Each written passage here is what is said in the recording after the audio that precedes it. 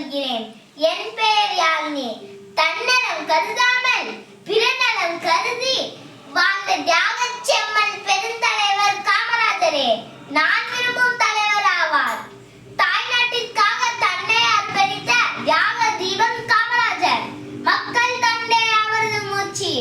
காந்தியடிகளின் பாதை அவரது வாழ்க்கை.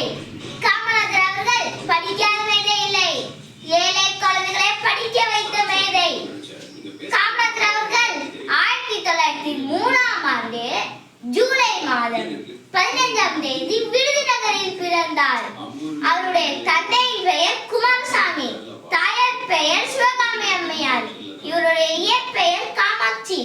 ஒத்துழையாமை இயக்கம், சட்ட மறுப்பு இயக்கம், உப்பு சத்தியாகிரகம் முதலிய போராட்டங்களில் ஈடுபட்டார். 1954இல் காமராஜர் அவர்கள் முதலமைச்சராக அரியணை ஏற்றி மக்களாக பார்த்தனர். கற்கை நன்றே கற்கை நன்றே பிச்சை பூங்கினும் கற்கை நன்றே என்ற கூற்றுக்கிணங்க காமராஜர் அவர்கள் கட்டாய கல்வி, இலவச கல்வி, இலவச மதியான திட்டம் என பல திட்டங்களை உருவாக்கி ஏழை குழந்தைகளின் கல்வி முன்னேற்றத்தை ஏற்படுத்தினார். இதனால் கல்வி கத்திறந்த காமராஜர் என்று அழைக்கப்படுகிறார்.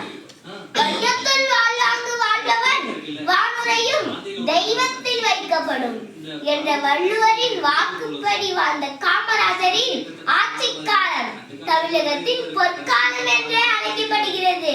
மின்சாதனை திட்டங்கள், அனைத்து கட்டுதல், மின்துறை சாதனைகள், தொழில் வளர்ச்சி என காமராஜரின் அசத்தல் திட்டங்களால் வலிமையானது நாடு. எல்லாருடைய வாழ்க்கை வரலாறாயாவதில்லை, வரலாறாயானவர்கள் தனக்காக வாழ்ந்ததில்லை என்ற பொன்மொழிக்கு பொருந்தி வாழ்ந்தவர் காமராஜர். காமராஜர் அவர்கள் காங்கிரஸ் கட்சியின் தலைவராக பொறுப்பேற்றார்.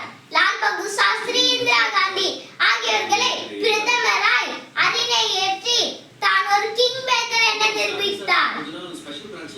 எனவே மாணவர்களாகிய நாமும் அவரை போன்று எளிமையான வாழ்க்கையை வாழ்வோம் என்று கூறி எனது உரையை இத்துடன் முடித்துக் கொள்கிறேன். வாய்ப்பளித்ததற்கு நன்றி.